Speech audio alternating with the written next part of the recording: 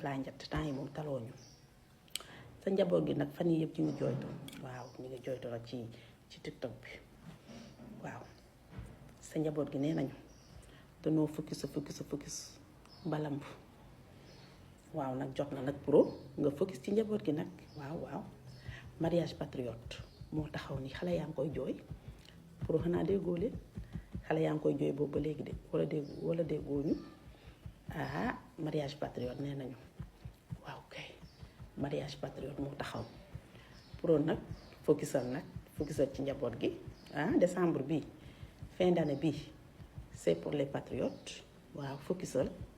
waaw kay dañoo focus nee nañ ba lamb waaw kay pro nag da ngay focus nag defal différence nag pro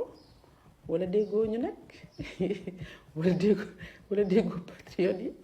nee nañu focus nañu ba lamb nee nañu mariage entre